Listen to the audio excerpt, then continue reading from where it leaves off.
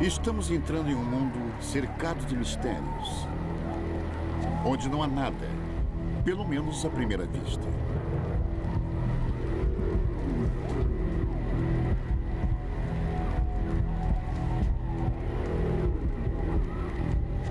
É um mundo sagrado onde um jogo está sendo jogado.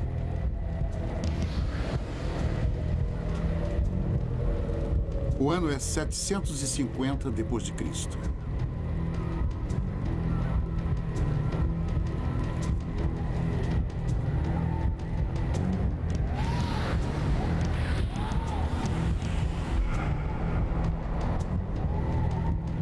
Não sabemos as regras ou quantos jogavam. Mas não era um jogo comum. Era jogado em nome da vida.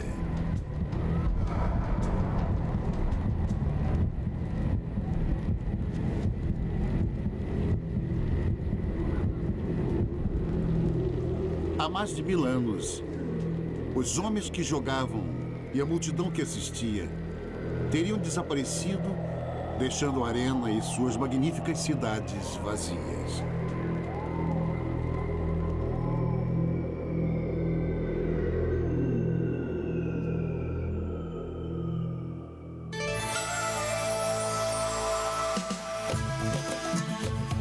Maia, Sangue de Reis.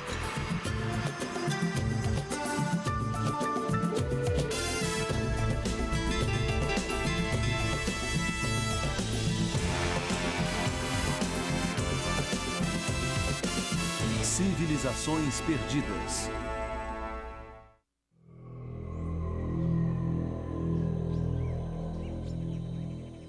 Eles eram chamados de Maias. Construíram a maior civilização das Américas. Quando a Europa ainda estava na Idade Média, eles produziam artistas e cientistas cujas descobertas ainda surpreendem. Enquanto Londres era apenas uma cidade com barracos de madeira e ruas imundas, os maias estavam construindo cidades monumentais de pedra no coração das florestas úmidas da América Central. E esta é a maior de todas, Tikal. Uma próspera metrópole de 40 mil pessoas que atingiu seu pico por volta de 750 depois de Cristo e consistia numa área do tamanho de Manhattan.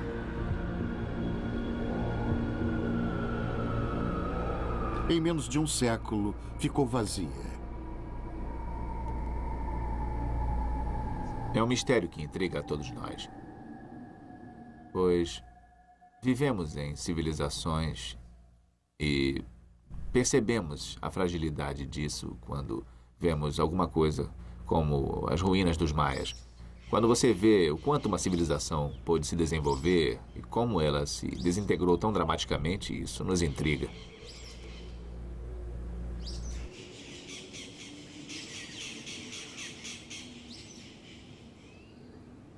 Diferente de tantas outras civilizações, os maias não morreram de fome nem por exércitos inimigos ou de uma doença terrível. Suas cidades foram abandonadas mais do que destruídas. Os maias que um dia habitaram estas ruas simplesmente foram para a floresta e nunca mais voltaram.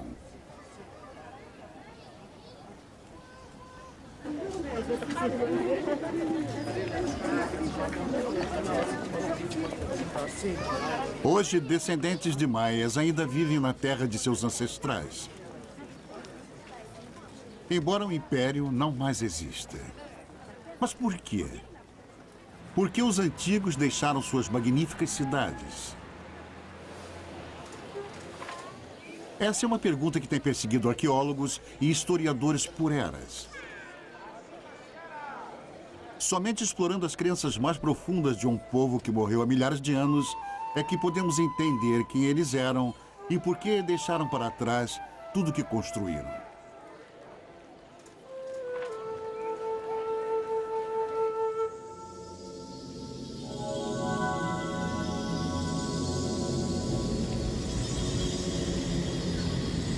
O caminho é difícil, mas pistas ainda podem ser encontradas.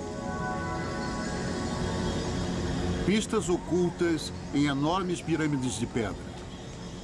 Pistas escritas em hieróglifos cujos segredos quase se perderam para sempre. Pistas contidas nas antigas histórias de poderosos reis e deuses perigosos, num mundo marcado por rituais e sustentado com sacrifícios de sangue. Histórias ainda passadas de pai para filho, descendentes de um império que sumiu há muito tempo.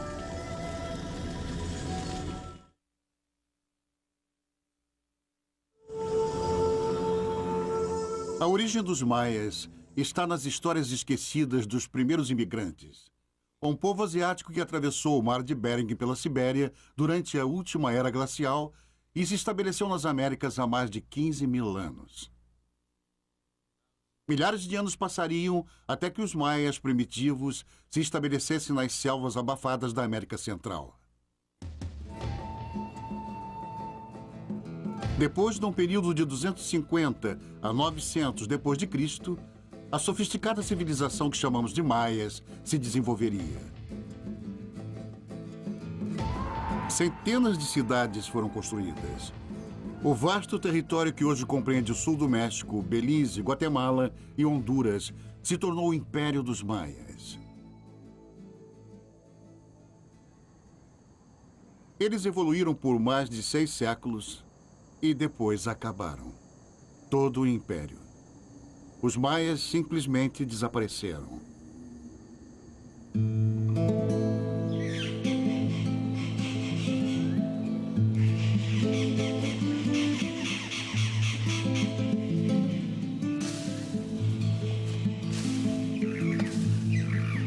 Por quase 1000 anos, suas ruínas ficaram perdidas e esquecidas. E foi assim até o século XIX, quando o mundo redescobriu os maias em 1839. O escritor viajante John Lloyd Stephens e o ilustrador Frederick Cartwright exploraram as selvas da Guatemala.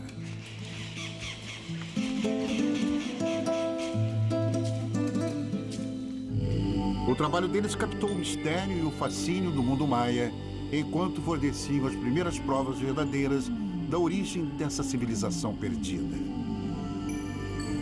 Exploradores anteriores a eles supunham que os maias fossem descendentes dos gregos, uma tribo perdida do Egito ou até mesmo fugitivos da mitológica Atlântida. Mas estes homens pensavam diferente. A menos que eu me engane, temos uma dedução bem melhor do que esta de relacionar os construtores destas cidades com os egípcios ou qualquer outro povo. É o espetáculo de um povo dominando o desenvolvimento e a cultura. John Lloyd Stephens, 1840. Stephens entendeu que essa exótica civilização não foi desenvolvida por outra ou trazida pelo Atlântico. Os maias, ele dizia, eram únicos. Suas teorias foram um ponto de partida e deram início a uma nova era de exploração. Aventureiros e curiosos vieram do mundo todo. Um explorador francês chegou no México com quase 2 toneladas de bagagem e só havia uma maneira de carregá-la.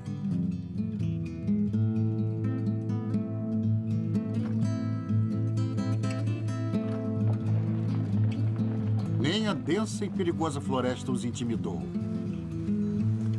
Muito mais que a promessa de tesouros perdidos, atraíam estes homens para as inexploradas regiões da América Central. Eles procuravam respostas para o enigma de uma civilização perdida.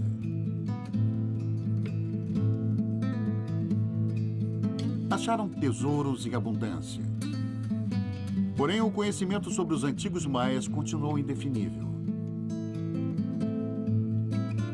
Arqueólogos investigaram a floresta durante décadas, descobrindo enormes monumentos de magnífica exuberância. O mais intrigante de todos, centenas de pirâmides e, como montanhas sagradas, subiam do solo da selva.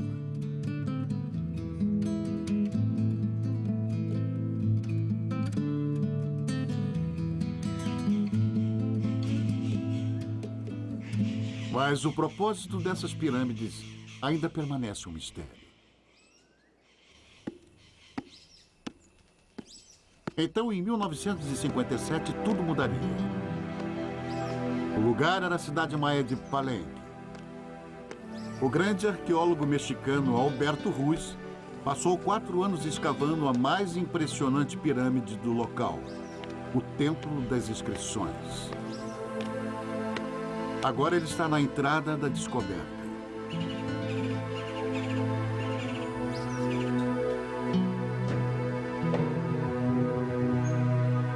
Eu entrei na misteriosa câmara com uma estranha sensação natural de estar entrando ali pela primeira vez em milhares de anos. Eu queria voltar no tempo e ouvir o som das últimas vozes humanas nessas abóbadas enormes. Através do impenetrável véu do tempo, eu procurava o elo impossível entre a vida deles e a nossa.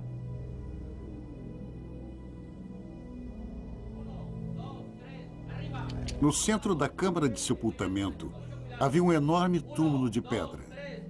Seus homens tiveram muito trabalho para levantar seu imenso templo. 1, 2, 3, arriba!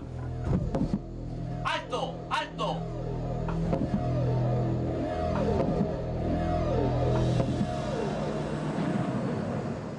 Eu estava cara a cara com aquele para quem todo aquele incrível trabalho, a cripta, a escadaria, a grande pirâmide com o seu templo coroado, havia sido construído.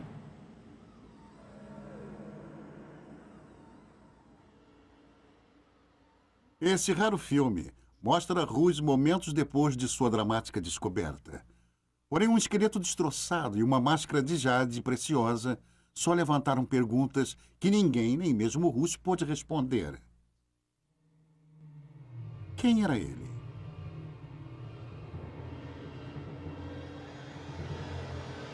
O que aconteceu em sua vida para que sua morte merecesse tamanha cerimônia?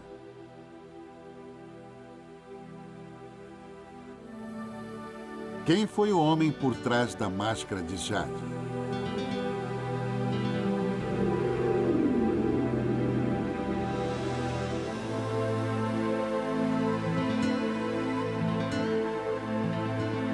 Os maias deixaram pistas, mas elas são misteriosas, enigmáticas e confusas.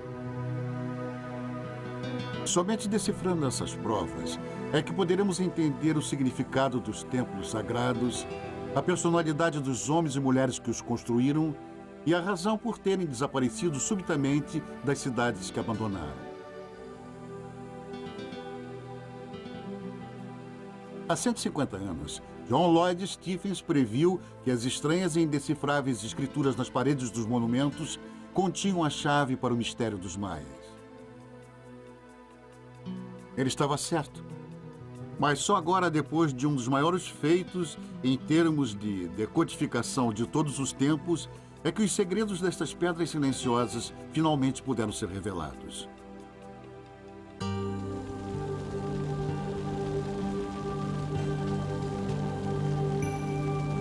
O mundo sagrado dos maias jamais poderia ter sido um mistério. Eles deixaram, além de tudo, uma abundância de registros. Um sistema de escrita independente. Incrivelmente, um dos 5 únicos produzidos na história do mundo.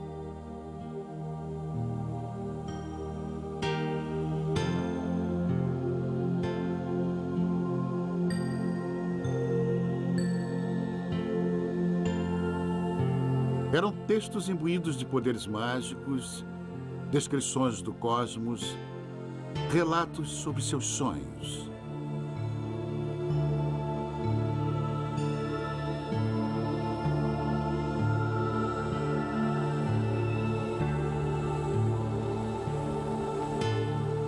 Os lindos e frágeis documentos foram com certeza uma memorável descoberta. Uma linguagem escrita única e totalmente original, tão magnífica quanto os hieróglifos do Antigo Egito. Eles deram origem à primeira linguagem escrita do Novo Mundo.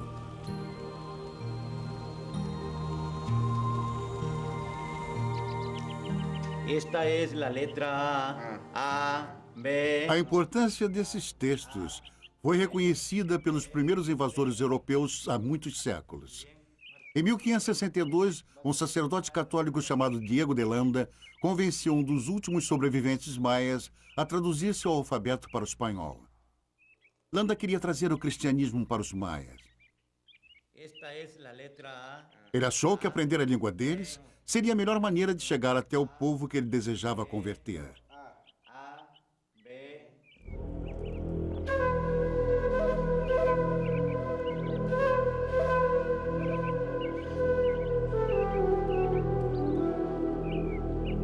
Landa dedicou sua vida a entender e salvar as almas dos maias.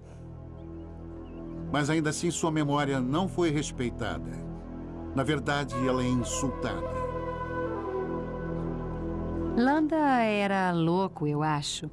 Talvez até tenha sido morto quando descobriu que as pessoas que ele acreditava ter convertido ao cristianismo e as viu continuar praticando os seus rituais pagãos, ele enlouqueceu, ficou completamente louco.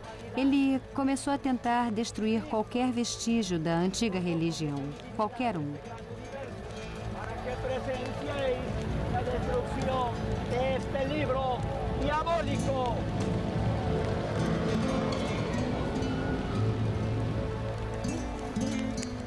Em uma única noite, este homem de Deus queimou centenas de livros valiosos. Livros que continham sua ciência, sua literatura, um registro de suas vidas.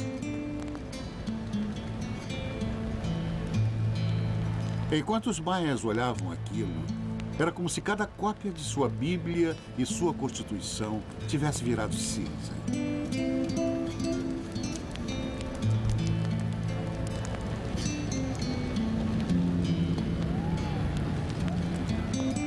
Durante a conquista espanhola, milhares de outros textos foram queimados.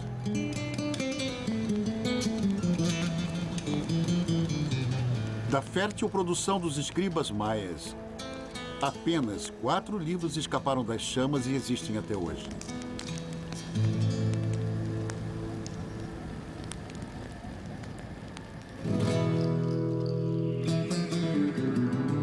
Mas restaram os 4.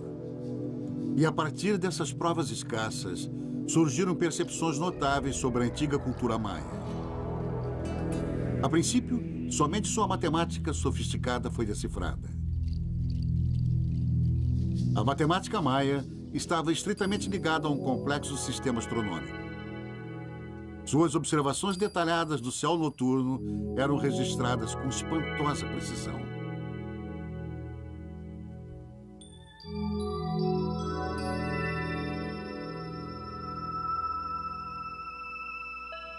Nos anos 50, o grande arqueólogo maia Eric Thompson concluiria que eles eram um povo dedicado ao estudo do céu e o significado do tempo.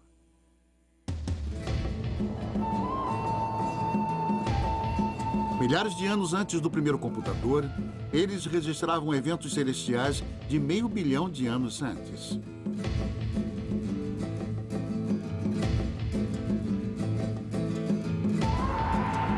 Mas para que complexos cálculos astronômicos tão brilhantes?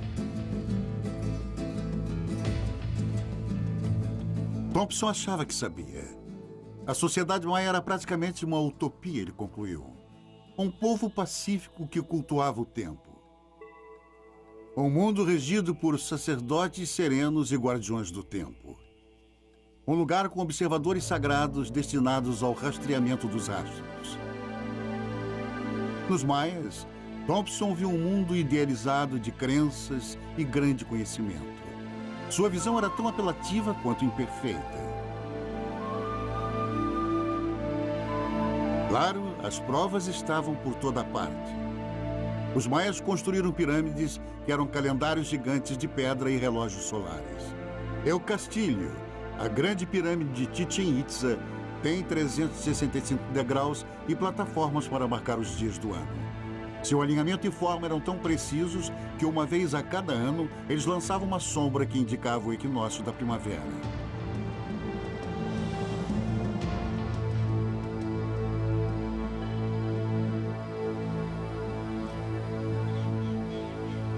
Assim como os mapas astrais de um astrólogo, eles mapeavam as posições das estrelas e planetas séculos à frente. O calendário maia era diferente de qualquer outro. Essas grandes engrenagens ilustravam seu conceito sobre o tempo. Os hieróglifos na Roda Maior marcam os 365 dias do ano solar. As das duas engrenagens menores representam os 260 dias do calendário sagrado dos sacerdotes. Quando juntas, essa máquina do tempo maia indica o significado astrológico de cada dia.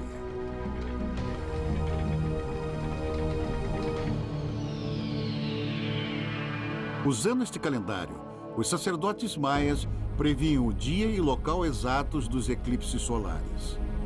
Para o maia comum, era como se seus governantes pudessem controlar o espantoso poder dos céus.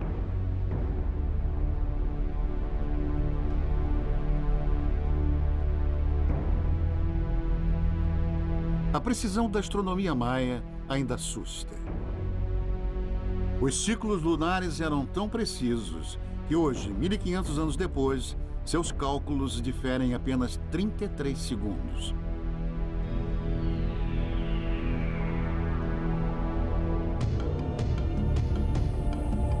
Até mesmo o momento da criação dos maias, há cerca de 5.000 anos, está marcado no calendário sagrado.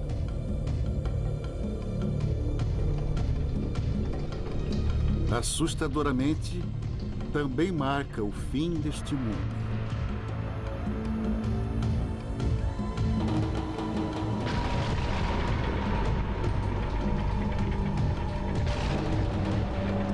De acordo com o calendário maia, este ciclo da criação deixaria de existir precisamente em 4 Ahu 3 Quenquem.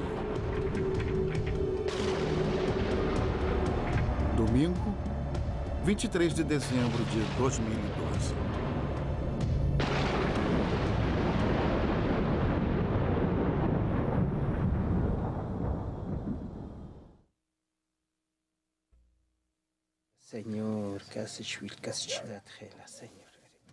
Nas montanhas da Guatemala, os poucos xamãs maias e seus últimos sacerdotes de calendário ainda calculam a passagem do tempo baseado nas fórmulas antigas.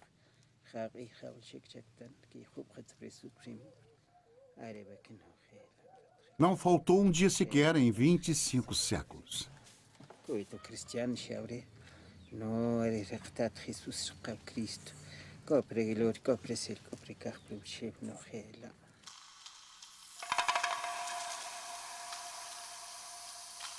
Os textos maias revelam um mundo oculto de sua matemática e astronomia. Mas há outras por vir, revelações ainda mais estarrecedoras.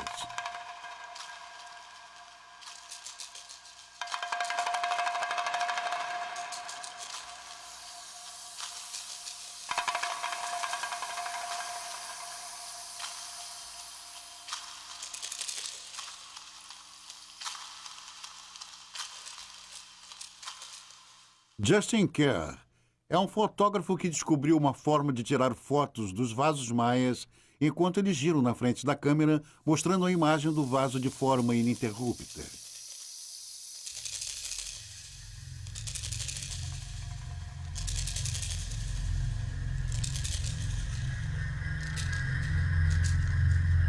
Quando eu coloco o vaso no prato giratório e observo ele girando na frente da câmera, eu espero que ele fale comigo. Algumas vezes não acontecem, outras a mensagem é tão obscura que é realmente difícil de entender. Mas às vezes ela se revela.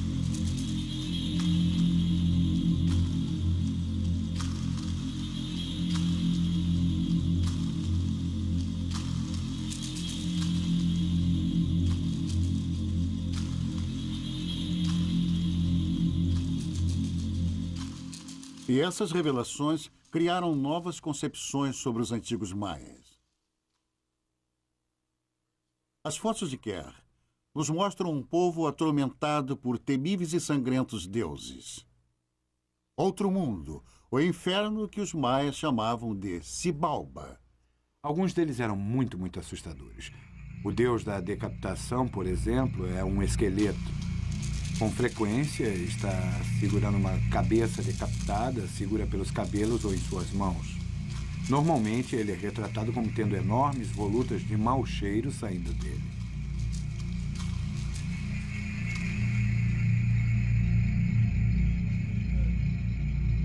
Para os maias, o outro mundo era um local sinistro.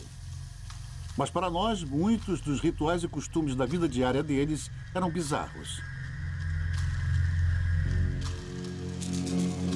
Os crânios das crianças eram deliberadamente deformados para que a testa ficasse achatada, como os maias tanto apreciavam.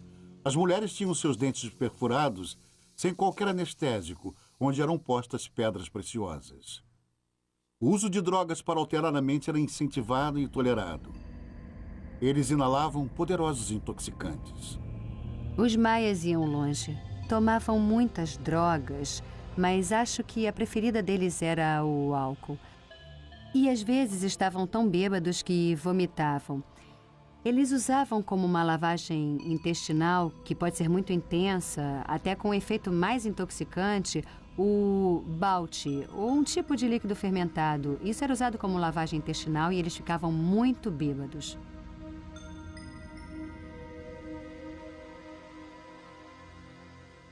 Eric Thompson estava ciente destas grotescas e bizarras práticas.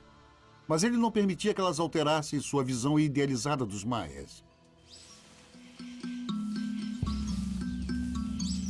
Mais tarde, um americano que fazia filmes, Giles Healy, foi aventurar nas selvas do México.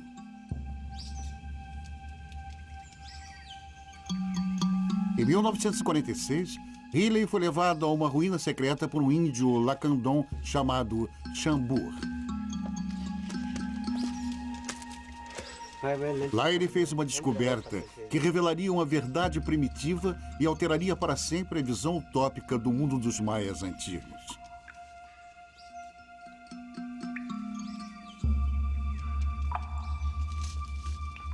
Chambur levou Healy e sua câmera até uma ruína maia que o resto do mundo desconhecia por completo.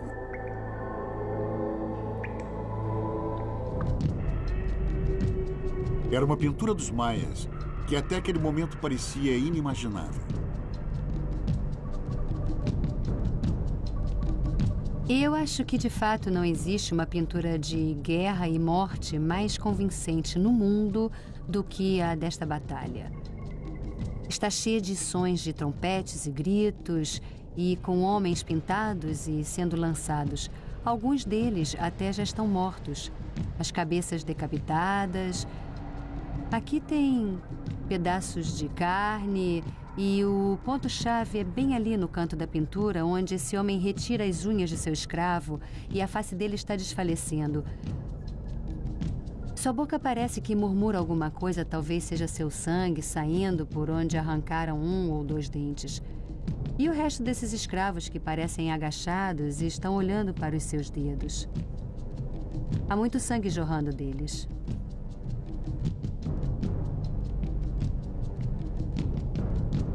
Essa foi uma imagem dos maias que nem Eric Thompson e nem o mundo aceitaria facilmente. Até mesmo essas cenas chocantes não mudaram de imediato o conceito idealizado dos maias pacíficos. Era como um pai que não nota um defeito óbvio de um filho.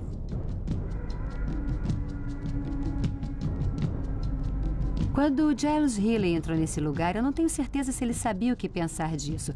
Mas quando Thompson entrou aqui, ele não viu uma guerra. Ele viu um pequeno ataque.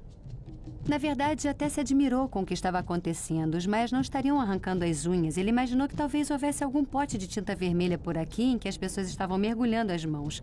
Ele não ficou muito impressionado com isso. Levaria anos até que Thompson admitisse seu erro. Mas em um continente distante, outra descoberta trouxe novas pistas. Por puro acidente, num cenário pouco provável, um novo capítulo da história dos maias iniciaria.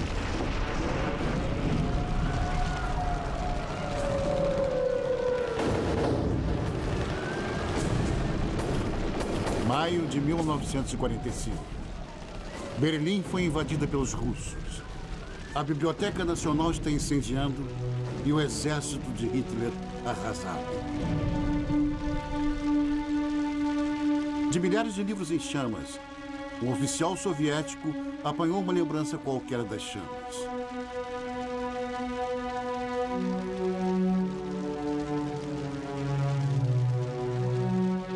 Seu nome é Uri Konorosov. O livro, Reproduções dos Códigos dos Maias Sobreviventes.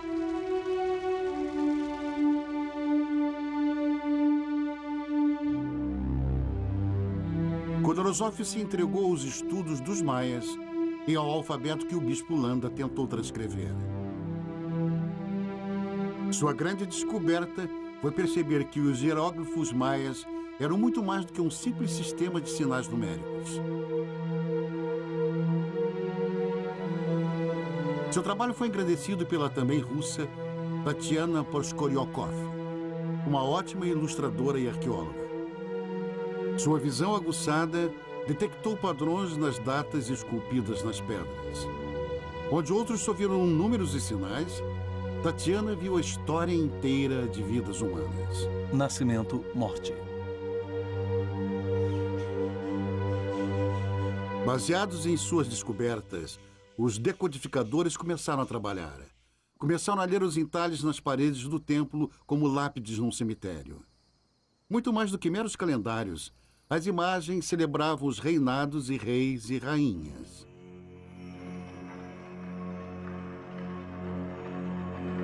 Os hieróglifos decifrados revelaram os nomes da realeza maia. Coelho 18, Jaguar de Fumaça, Céu Chuvoso e Senhorita Cápsula de Estrela. As vidas desses soberanos, dos seus ancestrais e de suas conquistas. Todas as histórias contidas nos hieróglifos poderiam finalmente ser contadas. 15 anos depois da descoberta do esqueleto com a máscara de jade, Alberto Ruiz iria saber, enfim, sua identidade.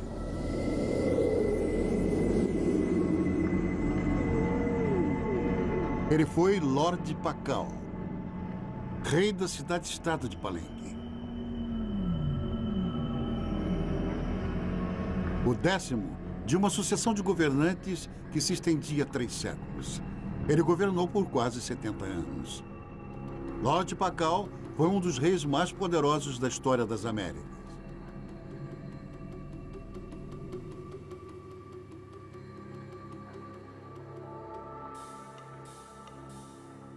Eles eram monarcas que comandavam grandes cidades, vastas populações e territórios enormes. Dominavam seus cidadãos com arrogância, com desdém. Mas qual era a fonte da autoridade deles? Por que seus súditos se submetiam a um governo tão tirânico?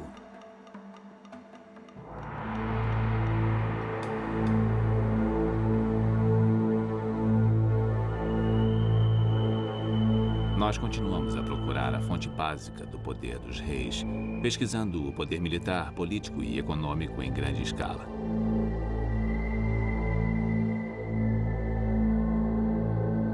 Mas o poder não era baseado no controle dos recursos, manipulação da economia ou na organização de grandes exércitos. Era baseado nas crenças. Esse era o poder dos reis maias. E era muito forte e realizava grandes coisas.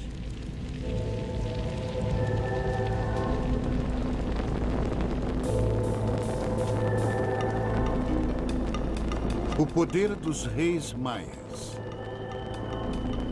Para entendê-lo, precisamos seguir uma trilha de sangue.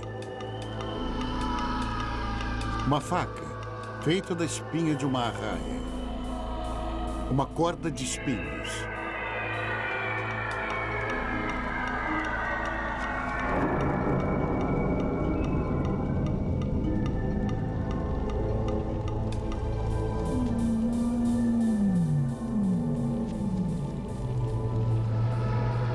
Essas são as chaves para compreender os maias e o poder sagrado de seus reis.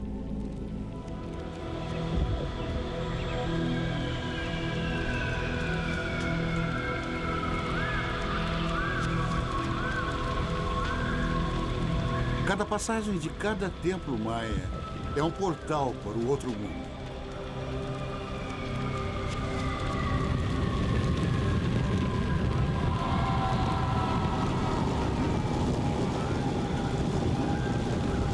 Dentro deste templo, este era o dever tanto do rei como da rainha, reconstituir o momento mítico da criação dos maias. Segundo a lenda, foi o sangue dos deuses que deu a vida ao homem. E esse era o ato principal do sacrifício. Na terra, o rei era como um deus.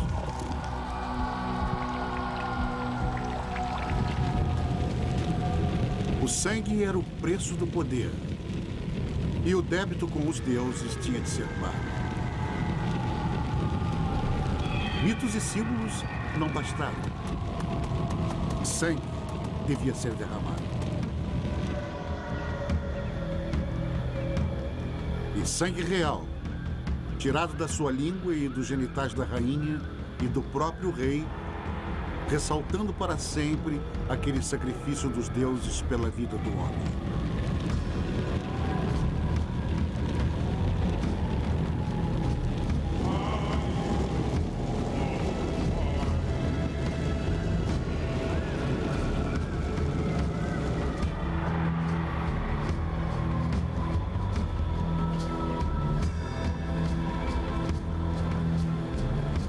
Enquanto seus súditos assistem o sangramento dos reis sobe até os deuses. Em retorno a esse sacrifício de sangue real, o povo acredita que os deuses farão o sol nascer, a chuva cair e o milho crescer.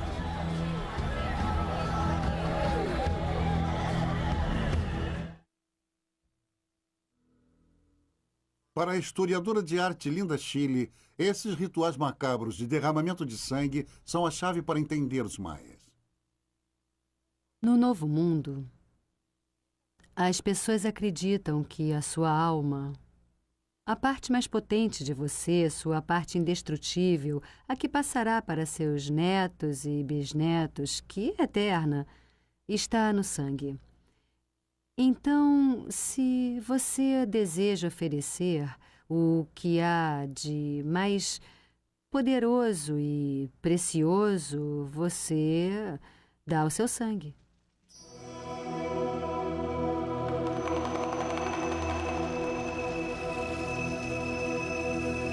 Quando o rei dá seu sangue, está antes de tudo dando a substância mais poderosa da terra por causa do seu sangue, de seus ancestrais, de onde ele viera, pelo tempo que ele viajara para um outro mundo e voltara, seu sangue era mais precioso do que o de uma pessoa comum. Lembre-se de que os reis tinham que fazer o ritual de tirar sangue da genitália e autodilaceração com frequência, para que mostrassem sua honestidade. Bom, eu acho que se tivéssemos que fazer esses rituais da genitália com os políticos de hoje, eles diminuiriam bastante e seria uma ótima maneira de descobrir os políticos honestos.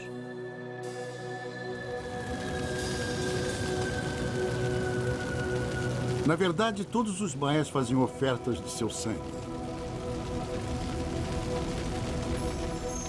A diferença entre eles e nós é que temos facilidades. Podemos pagar um dízimo, podemos tirar dinheiro do seu bolso. Pode dar algo que não vá doer, algo que, na verdade, não lhe custa nada.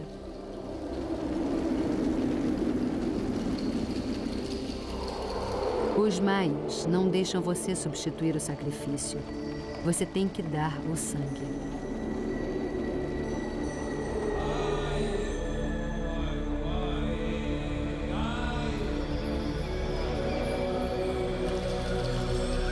E havia outras oferendas até mais sangrentas. Crânios celebravam prisioneiros de guerra sacrificados para garantir a continuidade do mundo maia.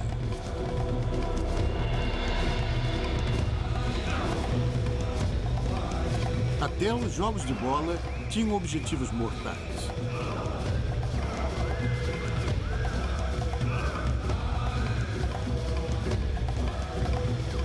A disputa, na verdade, não era bem um jogo.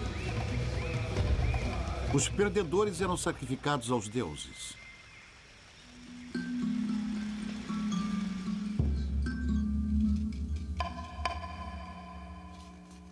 Os maias se divertiam com esses horrores, chegando a registrar a brutalidade para a posteridade. Esta vítima sacrificada ainda emite um eterno grito de dor incalculável. Ele foi escalpelado, eviscerado, suas mãos e pés mutilados. A madeira presa em suas costas está pronta para virar tocha.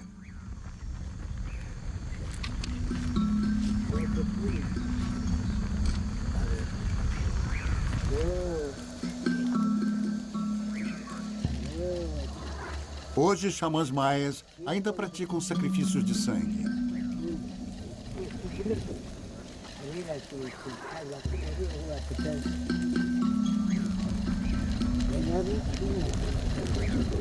Mas agora é o sangue de galinhas que é derramado. A antiga crença está intacta, porém apenas como pálidos reflexos dos rituais e cerimônias dos antigos maias. Sangue sacramentado ainda incita a imaginação maia, mas seus conceitos de crença mudaram. Talvez o cristianismo tenha sido imposto aos maias, mas agradou de forma profunda e duradoura.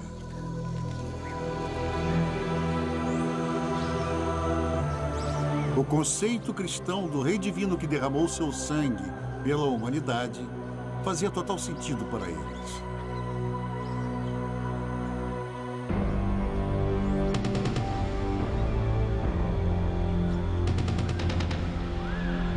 Para os maias antigos, o sangue dos reis era o que ligava todas as vidas. O sacrifício do rei assegurava o equilíbrio do mundo maia, garantindo a aprovação dos deuses e a crença do povo. Ele era o centro do universo maia. Tire o rei e todo o sistema maia entraria em colapso.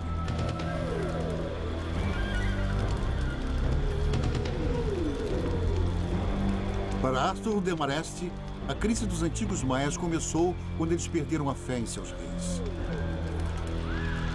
A fonte do poder é este ritual, a exibição, a cerimônia, o local, o encanto.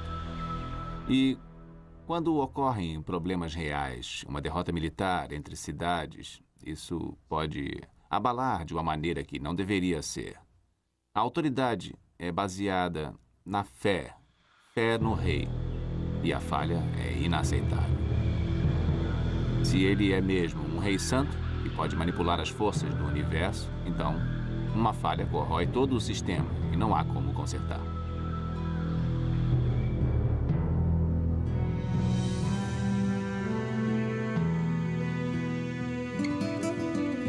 Os problemas que os reis maias enfrentaram quando sua autoridade se esgotou foram muitos, mas a solução era única. Mais ritual, mais sangue, mais sacrifício, porém não funcionou. Você podia sangrar sua genitália e construir templos o mais alto que quisesse. Não ia tornar o solo mais abundante nem conter a erosão. Não impediria que os inimigos invadissem seus territórios, pois eles tinham melhores armas e táticas.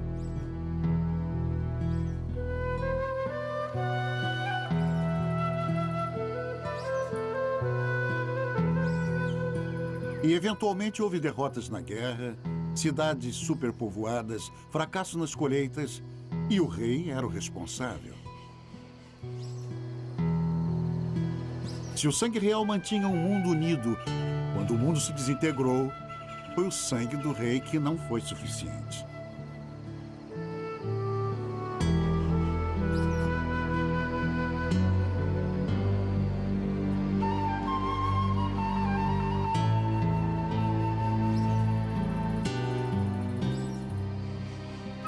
Quando você começa a entender como os maias pensavam e como sua civilização foi construída, é incrível como conseguiram se manter por tanto tempo. O mistério não deveria ser o mistério do colapso dos maias, e sim o mistério de como eles, por 2000 anos, mantiveram sua incrível civilização.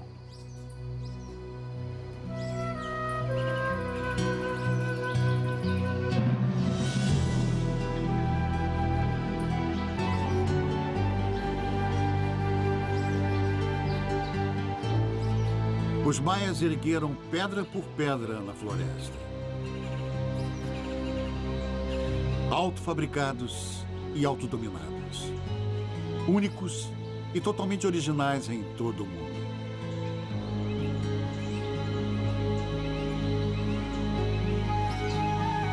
Mas, finalmente, as grandes dinastias e as realizações de reis e rainhas maias, seus poderes formidáveis, foram construídos a partir da fé do povo.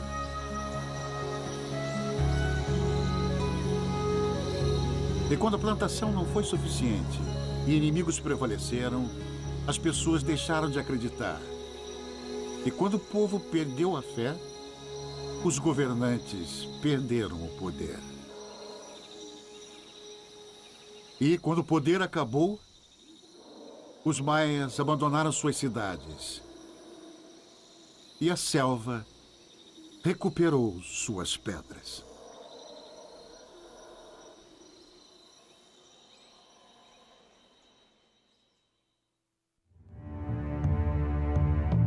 Versão brasileira Audio News.